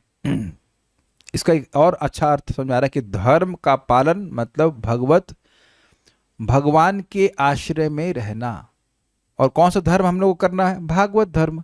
तो उससे वहां आप लिंक कर लीजिए कि जब भगवान कहते हैं कि सर्व धर्मान परित्यज्य माम एकम शरणम व्रजा, तो उसका अर्थ क्या है? भगवान की शरण लेने का मतलब है भागवत धर्म का आश्रय लेना, भक्ति का आश्रय लेना, भक्ति करना। भक्ति करने वाला भगवान के ही निरीक्षण में रहता है, ये बात कहते हैं। 3 युगों में धार्मिक सिद्धांतों की रक्षा 3 प्रकार की आध्यात्मिक संस्कृति के द्वारा की जाती है, जिनके नाम है तप, शौच तथा दया। हाँ, एक बात थोड़ा लोगों को समझ में नहीं आएगी, तपस्या का क्या मतलब है। देखिए, तपस्या का मतलब होता है इंद्रियों का संयम। इंद्रियों की वृत्ति स्वाभाविक रूप से बाह्य भोगों में जाने की होती है, वहां से उनका निग्रह करके उन्हें कंट्रोल करके भगवान में लगाना, इसको तपस्या कहते हैं। और 3 प्रकार की तपस्या होती, शरीर की, वाणी की और मन की। इसका वर्णन आप भगवद गीता में 18वें अध्याय में सुन सकते हैं, हम लोग वहां पे चर्चा कर चुके हैं। और इसके द्वारा लाभ क्या होता है, कोई बता सकता है? Anyone here through chat? Nisha माता जी को सब पता है, शी नोज इट ऑल। ये ना ऐसे फर्जी तपस्या कर रही हैं आप। तपस्या करने से क्या लाभ होता है? हमारा मन जो है भगवान की तरफ ही जाएगा। आपने नेक्स्ट स्टेप एक बीच में स्टेप है, सही बोला आपने, एक स्टेप ड्रॉप किया है। तपस्या करने से मन भगवान में जाएगा, और बीच वाला इससे बीच वाला स्टेप है। हाँ बोलिए। इंद्रियां शुद्ध होती है। यस, तपो दिव्यम पुत्र का ये न सत्वेत ये न शुद्धेत सत्वात, है ना, यस्मात् ब्रह्म सौख्यम तो नमतम। तो तपस्या करने से, दिव्य तपस्या करने से, दिव्य तपस्या अर्थात भगवत संबंधी तपस्या करने से व्यक्ति का सत्व अर्थात चित्त पवित्र होता है, और चित्त पवित्र होता है तो वह असीमित सुख को ग्रहण करने का सामर्थ्य जुटा लेता है। देखिए, अब समझना क्यों जरूरी है, क्योंकि देखिए बच्चे लोगों को हम लोग जब करा सकते हैं, लेकिन उनको शुरुआत में बात समझ में नहीं आती कि करना क्यों है। And we empathise with them. हम लोग बच्चे हो तो समझ में नहीं आता, जैसे जैसे व्यक्ति बड़ा हो उसको समझ में आना चाहिए कि वो कर क्यों रहा है। Why he should wake up in the morning, why, तपस्या क्यों करे। तब व्यक्ति पूरा जीवन तपस्या करने के प्रति समर्पित हो सकता है। तपस्या करने से सुख मिलता है। महाराज इस बात को बहुत गंभीरता से समझा रहे थे एक प्रवचन में कि अरे तपस्या करेंगे तो जो सुख है वो तो हमसे छूट जाएगा ना, खाने पीने का सोने का सुख है ना, तो छूट जाएगा ना। तो कह रहे नहीं, तपस्या करोगे तो श्रेष्ठ सुख मिलेगा। This is a very subtle point. अगर श्रेष्ठ वस्तु नहीं मिलेगी तो जो हमारे पास है उसको कभी नहीं छोड़े हैं हम लोग, ना कभी छोड़ने वाले हैं। कल्याण प्रभु, आप जहां जिस महल में रहते हैं, तो उस महल को अगर हम छोड़ने के लिए कह दे तो आप छोड़ने वाले हैं? नहीं। और कहें वृंदावन में एकदम मंदिर के सामने, उसमें वाईफाई भी लगा रहेगा, और उसमें आपको मीठा पानी मिलेगा, और किराया भी नहीं देना है, और प्रसाद रूम पे ही आ जाएगा, और उसको सफाई करने के लिए भी व्यक्ति रहेगा, तब छोड़ दे। हाँ, तो भगवान करे मिल जाए आपको। लेकिन पॉइंट इज कि आप श्रेष्ठ वस्तु प्राप्त करने के बाद ही पुराने वाले को छोड़ते, और ऐसा छोड़ते कि पुराना याद ही नहीं रहता है। Make sense? तो भगवान की भक्ति करके उत्कृष्ट श्रेष्ठ सुख मिलता है, ये बात याद रखनी होती, तब व्यक्ति तपस्या करता है। और ये बात अमेजिंग बात यह भी है कि आप तपस्या कर रहे हैं तो भगवान की अंतरंग शक्ति के संपर्क में आ रहे हैं, वह सुखमय ही है, वो सुखमय ही है। तो पहले दिन से कुछ ना कुछ सुख मिलता है, उसके बाद वो सुख उत्तरोत्तर बढ़ता चला जाता है। आज मैं किसी को कुछ बोल रहा था, हाँ मैं ये बात समझा रहा था, भक्त प्रसाद वेदवादी को बोल रहा था कि देखिए हम लोग जब, मैं अधिकार की बात कर रहा था।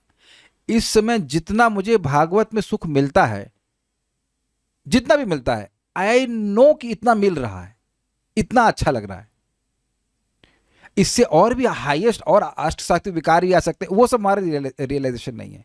नाम जप करते हुए भी हमें कुछ सुख मिलता है, आप लोगों को मिलता होगा, वो आपका रियलाइजेशन है। ये एसेस करना चाहिए कि ये हमारा हमको कुछ रियलाइजेशन है कि हम जब करते हैं तो हमारा मन में प्रसन्नता होती है, हम भागवत सुनते हैं तो मन फ्रेश महसूस करते हैं, मन में प्रसन्नता होती है। एवरीवन हैज दैट रियलाइजेशन, और उसके अनुसार व्यक्ति को बोलना चाहिए। ऐसा नहीं कि कोई भी रियलाइजेशन हमारा नहीं है, और उसके अनुसार कार्य करना चाहिए। मैं ये क्यों कह रहा था, क्योंकि माधुर कादम्बनी समझा रहे थे राग की भक्ति और साधन भक्ति। अब प्रैक्टिकल देखा जाए तो हम भगवान की लीलाएं सुनते हैं, फिर भी अभी वैसा कोई राग या लोभ नहीं उत्पन्न हो रहा है। दैट मीन्स मेरा चित्त अभी उस अधिकार से युक्त नहीं है, तो जबरदस्ती सोचना नहीं चाहिए कि मेरे को राग हो गया है, ऐसा हो गया इत्यादि नहीं। आप अपने हृदय को पवित्र करते रहिए। जब जो भी लोभ अगर कुछ जागृत होना होगा तो अपने समय पे होगा, अपने अधिकार के अनुसार कार्य करना चाहिए। वापस तपस्या पे आते हैं। शौच तो आपको स्पष्ट पता है और दया भी स्पष्ट पता है। इस तरह से भी भगवान त्रियुगी कहलाते हैं। कलयुग में आध्यात्मिक संस्कृति की 3 आवश्यक अनिवार्यताएं अनुपस्थित सी रहती, मतलब कम होती जाती हैं, किंतु भगवान इतने दयालु हैं कि कलयुग के इन तीनों आध्यात्मिक गुणों से रहित होने पर भी वे आते हैं और श्री चैतन्य महाप्रभु के रूप में छन्न अवतार के तौर पर इस युग के लोगों की रक्षा करते हैं। श्री चैतन्य महाप्रभु छन्न अवतार कहलाते हैं। यद्यपि वे स्वयं कृष्ण हैं, किंतु वे कृष्ण के भक्त रूप में अपने को प्रस्तुत करते हैं, साक्षात कृष्ण के रूप में नहीं। कोई बता सकता है कि क्यों ऐसा किया? आई विल गिव एन, चलिए मैं बता देता हूँ। देखिए, अगर भगवान के रूप में आते तो भक्ति डिस्ट्रीब्यूट करने का फ्री लाइसेंस नहीं होता, लेकिन क्योंकि भक्त के रूप में आते हैं तो किसी को भी भक्ति प्रदान कर सकते हैं, उन्होंने करी भी। ठीक है, ये भी एक कारण है, बाकी तो बहुत सारे कारण हैं। यद्यपि वे स्वयं कृष्ण हैं, किंतु वे कृष्ण के भक्त के रूप में अपने को प्रस्तुत करते हैं, साक्षात कृष्ण रूप में नहीं। इसलिए भक्तगण श्री चैतन्य महाप्रभु से प्रार्थना करते हैं कि वे इस युग की सर्वाधिक प्रमुख संपत्तियों रजो तथा तमो गुण को दूर कर दे। प्रभुपाद जी का कटाक्ष समझ में आया आपको? The most prominent properties of Kalyuga, कहीं देखेंगे तो रजगुण तमगुण। जैसे हम नोएडा गए थे तो मॉर्निंग वॉक पे गए तो त्यागी जी का बंगला था काफी कंट्रास्ट, त्यागी लिखा हुआ त्यागीज, तो तुम क्या त्यागे, लिखते कि इट वॉज ऑफ त्यागी, तो समझ में आता है कि आप त्याग दिए, और बड़ा बंगला बना ली हो, बहुत बड़ा, ऊपर लिख दे हो त्यागी, शर्म भी नहीं आ रही है लिखने क्या त्यागे? ओ, कृष्ण को त्याग दिए, ये तो समझ में आ रहा है ठीक है कि नहीं? हाँ, वैराग्य को त्याग दिए, बहुत सुंदर, नहीं त्याग को त्याग दिए महात्यागी, ये सब है। ये जगत में आप देखिए, आप यूट्यूब पे जाएं या मतलब इससे पहले टीवी था, सब शुरुआत कहाँ से हुई? शुद्ध सत्व से, रजोगुण, सॉरी रामायण से, उसके बाद थोड़ा महाभारत और उसके बाद तो आप देख ही रहे। तो ये कहीं भी कुछ परोसा जा रहा है तो रजगुण और तमगुण ही परोसा जा रहा है। और एक अमेजिंग चीज है, कोई सतगुणी व्यक्ति होगा, उसको रजगुण और तमगुण की चीजें कैसे बोलेंगे, बहुत डिस्गस्टिंग लगेंगे, ये अरे ऐसा कैसे हो सकता है। लेकिन जो लोग उसमें लिप्त हो जाते हैं उनको वही चीजें बिल्कुल नॉर्मल और बहुत अच्छी लगती हैं। बहुत रेयर है कि वैष्णवों की संगत हमें मिल जाए और उनके भगवान के बारे में हम सुन रहे हैं, ये बहुत रेयर है। नहीं तो हम बाकी जो भी संगति कर रहे हैं वो इसमें रजोगुण तमगुण ही परोसा जा रहा है, ये ध्यान रखिएगा इस बात का। ये संपत्ति सबके पास है, मतलब सबके पास न्यूनतम, मतलब न्यूनाधिक, किसी के पास कम है, किसी के पास ज्यादा है, लेकिन रजगुण और तमगुण ही विद्यमान है, ये प्रपात कह रहे हैं। कृष्ण भावनामृत आंदोलन में मनुष्य श्री चैतन्य द्वारा प्रवर्तित भगवान के नाम हरे कृष्णा का कीर्तन करके रजो तथा तमगुणों को अपने से दूर कर सकता है। अब देखिए कितना स्पष्ट प्रभुपाद बता रहे हैं। और फिर भी कभी कभी भक्त प्रश्न करते हैं कि हम रजोगुण तमगुण को दूर कैसे करें, as if there is something else, something better. ऐसा कुछ भी नहीं है। आप लिंक कीजिए भगवान के बारे में क्या कहा गया, शुद्ध सत्व के विग्रह से आप इनको नष्ट कीजिए और फिर भगवान का नाम क्या है, भगवान से अभिन्न है, तो उसका उच्चारण करने से अब रजोगुण तमोगुण को नष्ट कर लेते हैं। सिंपल सिंपल बात है। चारों कुमार रजो तथा तमोगुण में अपनी स्थिति से ज्ञात थे, क्योंकि वैकुंठ में होते हुए भी उन्होंने भगवान के भक्तों को शाप देना चाहे। अभी थोड़ा समझिए, अन्वय में मैंने वैसे उस तरह से नहीं रखा गया, एक अन्वय में और भी तरीका है कि हमारे जो रजोगुण तना, ये जो दिव्य सत्व का गुण का आपका शरीर है, उससे आप, और वो हमको वर देने वाला है, उससे हमारे, चार कुमार दैन्यता में कह रहे हैं, हमारे रजगुण और तमोगुण को आप नष्ट कीजिए। न निरस्य श्लोक अगर आप देखेंगे, लोग देखिए, कह रहे हैं कि रजस तमस्य सत्वेन नः वरदया तनुवा निरस्य। ये जो रजोगुण तमगुण है, ये जो धर्म को नष्ट करने वाला है, वो हमारा जो नह, हमारा जो रजोगुण तमगुण है, जिसकी वजह से जो धर्म को नष्ट करने वाला है, उसको अपने इस शुद्ध सत्व के शरीर से आप नष्ट कीजिए। तब प्रश्न होगा कि भाई इनमें रजोगुण तमगुण कहां से आ गया? काम एषः क्रोध एषः रजोगुण समद्भव। तो फालतू में क्रोधित हुए थे कि नहीं? एक दृष्टि से भाई प्रेम से बात कर सकते थे, जाओ जाके विष्णु, भगवान विष्णु को बता दो हम लोग आए हैं इत्यादि, वो सब नहीं, जाके तुरंत शाप दे दिए। तो अब इस प्रकार का व्यक्ति कार्य कर दिया है, तो ऐसे दैन्यता में बोल रहे हैं कि हमारा जो रजोगुण तमोगुण, उसको आप हमेशा के लिए नष्ट कर दीजिए, आगे से आप किसी भक्त के प्रति हम ऐसा अपराध ना करें। हाँ, चारों कुमार रजो तथा तमोगुण में अपनी स्थिति से ज्ञात थे, क्योंकि वैकुंठ में होते हुए भी उन्होंने भगवान के भक्तों को शाप देना चाहे। तो एक प्रश्न है, तो क्या वैकुंठ में रजोगुण तमोगुण प्रवेश कर गया? नहीं, ऐसा नहीं, भगवत इच्छा से हुआ था, लेकिन यह दैन्य है। जब भगवान असंभव बात बोल सकते हैं तो भक्त नहीं बोल सकते हैं। ये क्या रजोगुण तमोगुण में है? नहीं, लेकिन अब बोल दिए। असंभव असंभव बात तो हो ही गई ना। जो ब्रह्म ज्ञानी है, ब्रह्म ज्ञानी कह लीजिए, ब्रह्मानंद के सुख में लिप्त हैं, पूरे डूबे हुए हैं, वो क्यों दुखी होने वाले? लेकिन हुए वो, और वो क्रोधित भी हुए। तो ये दैन्य में बोल रहे हैं। चूंकि उन्हें अपनी दुर्बलता का भान था, अतः उन्होंने अपने में शेष रजो तथा तमोगुण को दूर करने के लिए भगवान से प्रार्थना करी। ये केवल दैन्य के द्वारा प्रार्थना कर रहे हैं। दैन्य मतलब ह्यूमिलिटी। अब मान लीजिए कृष्णदास कविराज गोस्वामी कह रहे हैं कि वह मल के कीड़े से भी निम्न है, तो आप क्या उनको लिटरली लेने वाले हैं? ऐसा थोड़ा ना होता है।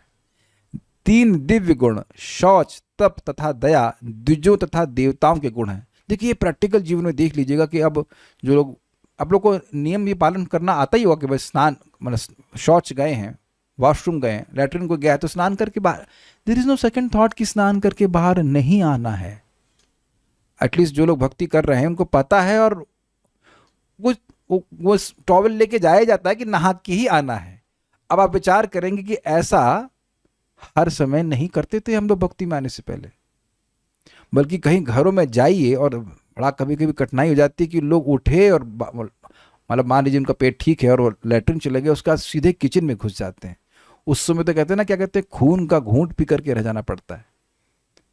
किसी घर में भोजन करने जा रहे हैं, ये भी एक बड़ी दिक्कत है कि वो कुछ भी नियम ना पालन करता हो। I mean, he may have good intentions, but not like this.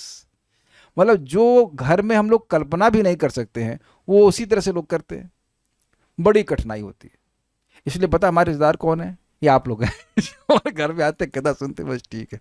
बाकी रिश्तेदारों के पास जाना बड़ा हमको, क्योंकि अब अगर वो समझाएंगे आप उनको, तो उनके भाई आप एक दिन के लिए आते हैं और ये नियम बताना शुरू कर देते हैं।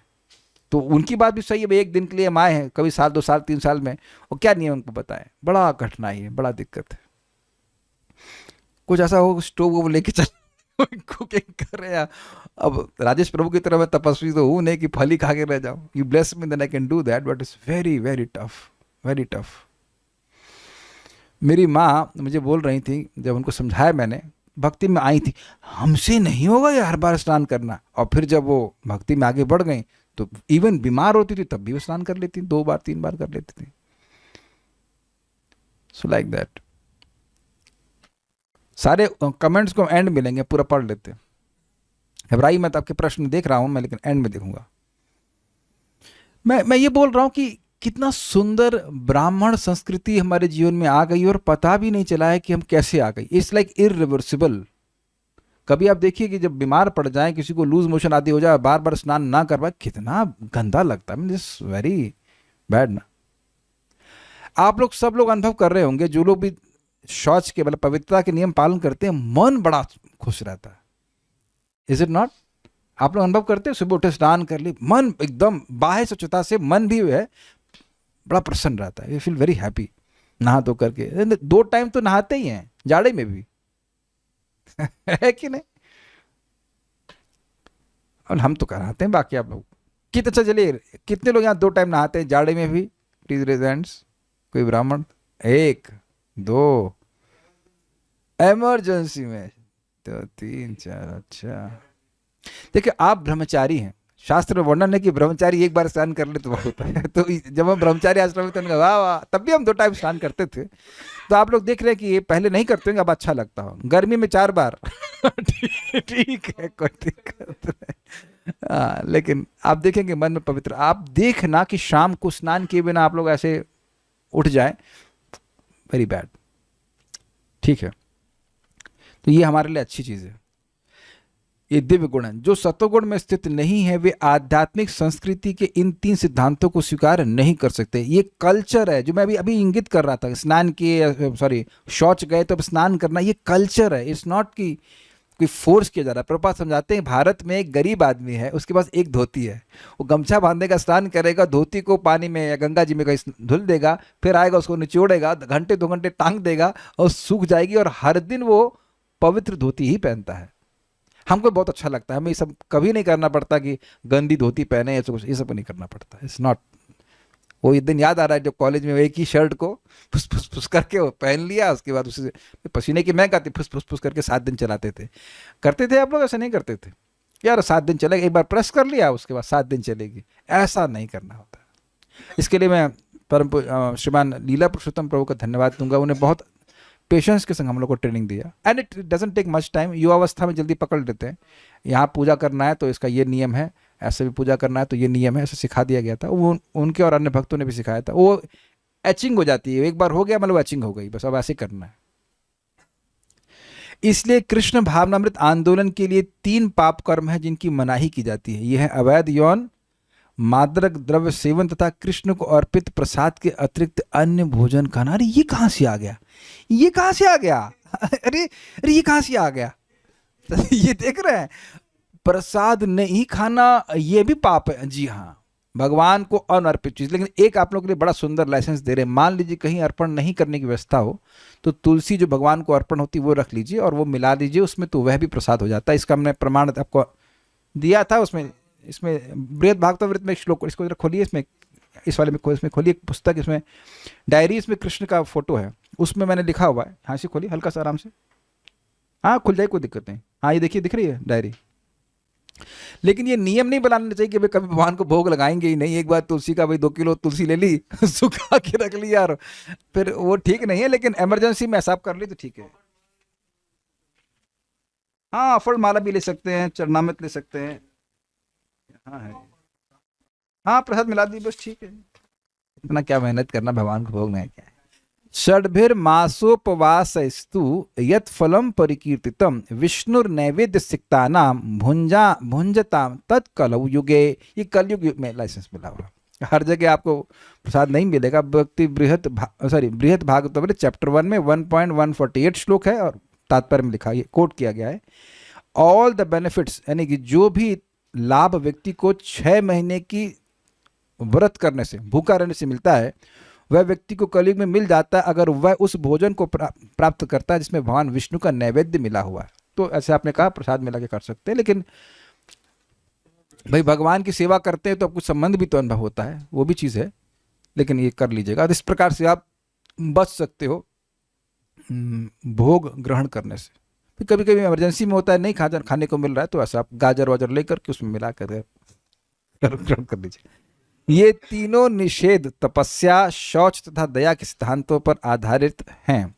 भक्तगण दयालु होते हैं क्योंकि वे दीन पशुओं को नहीं मारते तथा स्वच्छ रहते हैं, क्योंकि वे अवांछित खाद्य पदार्थों तथा अवांछित आदतों के कलमश से मुक्त रहते हैं।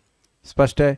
तपस्या का प्रतिनिधित्व नियंत्रित यौन जीवन द्वारा किया जाता है। चारों कुमारों की प्रार्थना द्वारा इंगित किए गए इन सिद्धांतों का पालन उन भक्तों द्वारा किया जाना चाहिए जो कृष्ण भावनामृत में लगे हुए हैं। तो ये स्पष्ट है। अब हम कुछ कमेंट्स को देख लेते हैं।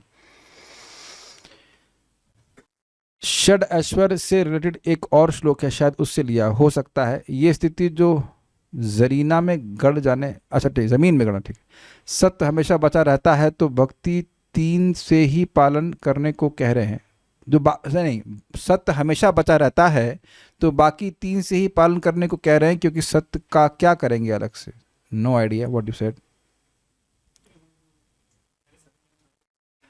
अच्छा, ये कहने का होगा कि सत्य तो बचा ही रहता है, तो उनका, देखिए सत्य बचा नहीं रहता है इन द सेंस सत्य भी नष्ट होता रहता है, लेकिन अभी सत्य कुछ बचा हुआ है, ये बात है। भगवान के रूप में भक्ति क्यों एन डिस्ट्रीब्यूशन कर सकते हैं? नहीं समझ में आया। धर्म के पदों का पालन करते हैं बट मन से अपराध हो ही जाते हैं। देखिए, जिन भक्तों से हम प्रेम करते हैं, क्या उनका भी अपराध करते हैं? क्या उनके प्रति भी मन में भावना आती है? हमको नहीं पता कि आप कौन से अपराध के बारे में बात कर रहे हैं। अगर ये बात आ रहा है कि भाई पाप के विकार मन में आते हैं, तो वो उसका तो दोष माफ है। इस पे बहुत अच्छा प्रश्न क्या, देखिए ये हमको सबको अभ्यास करना होगा। Try to identify the mind, not identify with the mind. देखिए, मैं इसमें मैं परफेक्ट नहीं हो गया हूं, मैं अभ्यास करने का प्रयास कर रहा हूं कि मन में कोई बुरी इच्छा आई, अच्छा ये मन है, अच्छा ये मन है, नॉट कि मैं ये हूं। अगर इस प्रकार से हम करेंगे तो हम काफी हद तक अपने मन को संयमित कर पाएंगे। It's a very big step actually.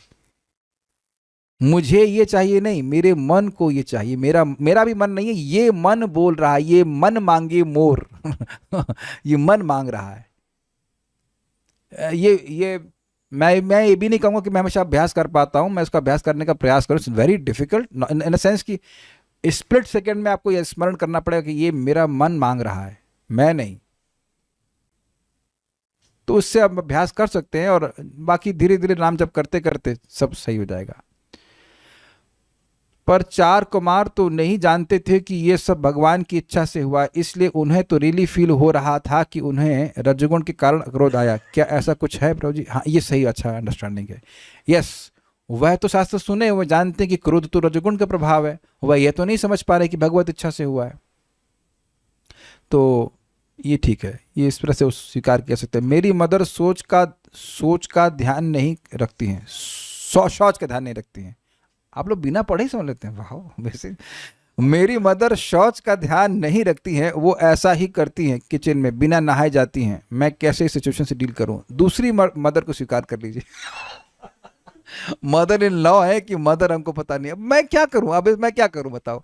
अब माँ आपकी हैं तो मैं क्या समझाऊं उनको हम क्या कर सकते हैं बताइए एक कल्याणपुर कह रहे कि माँ के ऊपर पानी डाल दीजिए और फिर वो माँ लात मार के बाहर निकाल देगी तो ये इसका हम कुछ नहीं कर सकते। देखिए, मेरे जीवन में था, मैं घर, मेरे संग हो चुका है। जब हम घर जाते थे, आईआईटी में थे, जाते थे, तो जा करके पोंगा पंडित, पर पोंगा नहीं, पंडिताई करना शुरू कर दिए, ये मत करो वो मत करो, तो माँ बोल मत आया करो तुम यहाँ तो हम फिर जाना बंद कर दिए और टाइमिंग ला के जाते थे 12 आवर्स 12 घंटे पहले हम वापस चले जाते थे घर से, जबकि 60 किलोमीटर नॉट बैक। इवन वो जो हलवा बना था वो भी गर्मी की छुट्टी में बना था और रहना अलाउड नहीं होता था आईआईटी के कैंपस में। तो दूसरे भक्त थे जो कुछ इंटर्नशिप कर रहे थे, तो उनके रूम पे रुक गया था मैं। और कभी कभी सर के घर पे रुक जाते, सर जर्मनी चले जाते थे या कहीं बाहर जाते थे, तो 2-3 महीने के लिए हम लोग को कहते थे हमारा घर, मतलब भगवान की सेवा करो और मंदिर मैनेज करो। तो वहाँ हम लोग आराम से खाते पीते थे, खूब सेवा करते थे, लेकिन घर जाने का मन नहीं करता। There is no solution. ये सोल्यूशन आप हमसे पूछेंगे तो हमारे पास सोल्यूशन नहीं, क्योंकि ये आप अगर मुझे भी देखो, अगर मैं भक्ति नहीं कर रहा हूँ तो और आप मुझसे बोलते कि आप शौच जाइए, स्नान करिए, हम तो कभी नहीं करते। तो I can empathise with them कि भाई उनका सिस्टम ऐसा है, तो आप फोर्स तो नहीं कर सकते हो। आप देख लीजिए, आप पता नहीं शादीशुदा हैं कि क्या है, हमको नहीं पता, और वो अपना विचार कर देख लीजिएगा। क्या जगन्नाथ जी चावल भी मिला सकते हैं? क्या जगन्नाथ जी के चावल भी मिला सकते हैं? हाँ, कोई दिक्कत नहीं। भगवान के रूप में भक्ति क्यों नहीं डिस्ट्रीब्यूट कर सकते कृष्ण? ओहो, अच्छा, ये माधुर कदम नहीं सुन रहे हैं कि नहीं सुन रही हैं, जो शायद भूल गई। भगवान के रूप में भक्ति क्यों नहीं डिस्ट्रीब्यूट कर सकते? निशा माता जी समझाएंगे। She is very good. Yes please माता जी, आपको फिलॉसफी अच्छे से पता है, कोई बात नहीं, मालूम, कभी कभी तो टेस्ट होना चाहिए ना। हाँ, पेरेंट टीचर मीटिंग चलिए बोलिए। फिर वो भगवान पे जो है भेदभाव का आरोपण लग जाएगा। यस, इस जगत में देखिए भगवान का एक नियम समझ लीजिए। भगवान का गुण क्या है? भगवान सबके प्रति सम है, इसको एकदम अकाट्य बात है। अब यहां देख रहे हैं किसी को भक्ति मिल रही है और किसी को नहीं मिल रही है, तो अगर ये कहें कि डायरेक्ट भगवान भक्ति देते हैं तो गलत हो जाएगा कि फिर भगवान में विषमता का गुण दोष हो जाएगा। वो ऐसा है नहीं। जैसे क्या नाम है, राजेश प्रभु, जितना आकाश आपके पास है उतना ही आकाश मेरे पास है, और उतना ही राजेश प्रभु के वरुण प्रभु के पास। तो आकाश में विषमता आ ही नहीं सकती ना। आकाश में भेदभाव क्या आप इमेजिन कर सकते हो? वैसे ही भगवान में भी भेदभाव नहीं है। लेकिन भक्ति का प्रचार कौन करते हैं? भक्त कौन से वाले? मध्यम भक्त। तो उनका ये गुण माना जाता है कि वो भेद करते हैं। जो श्रेष्ठ ईश्वर से प्रेम करते हैं, भक्तों से मैत्री करते हैं, जो बालिश इनोसेंट होते हैं उन पे कृपा करते हैं, और जो विद्वेषी उनसे द्वेष नहीं करते हैं। ये उनका गुण है। तो फिर इसीलिए उनको वो मतलब क्या कह सकते हैं, क्या कहा जाएगा उसको, वो इसीलिए वो भक्ति का प्रचार कर पाते हैं। ये बात बोल रहे हैं। घर से दूर इज बेस्ट। हाँ ठीक है, हम भी इसका समर्थन करते हैं। और कुछ नहीं। So will stop here. Shrimad Bhagavatam की जय, श्रील प्रभुपाद की जय, निताय गौर प्रेमानंदे।